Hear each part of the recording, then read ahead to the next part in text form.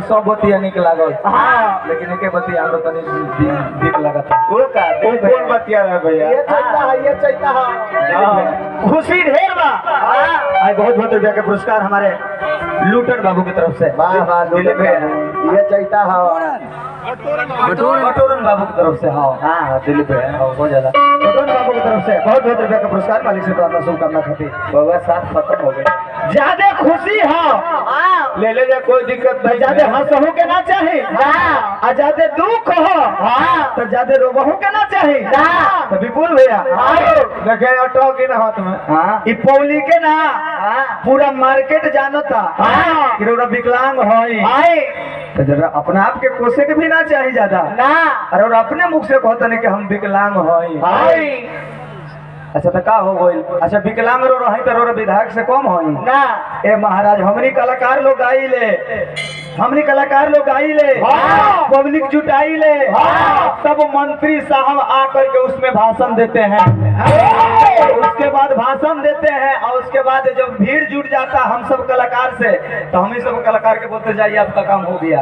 हाँ महाराज रौरा माइक मिलल बा रौरा कलाकार है तो रौरा विधायक से कम है ना।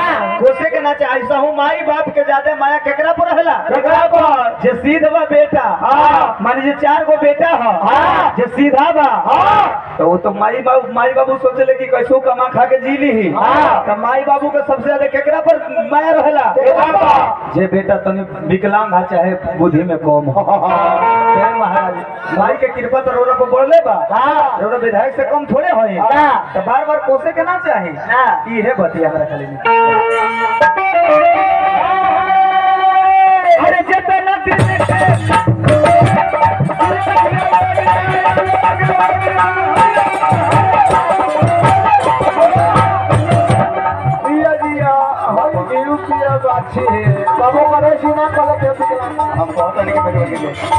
जितना दिन के टिकट कटलवा ओतने दिनवा रहेला ओतने दिनवा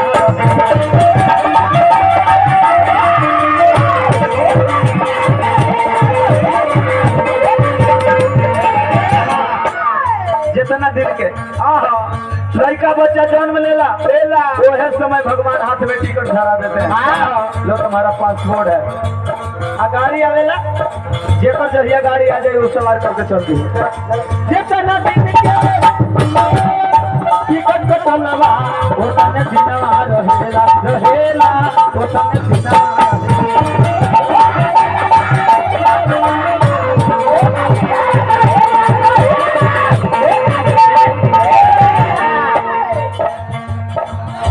में हरी तबासल बारू अरे आई के निचवा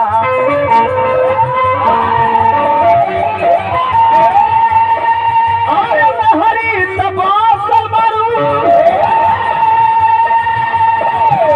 अरे आई के निचवा बसल बारे पूरे भटिया 35 मिनट के टाइम हो जब जैसन तब तैसन ना कहल तो मरद कैसन एकरे में हमनी के पर ओल करके देखा दे के बाद कहा अरे मौगी बासल बारू अरे आई करके निचवा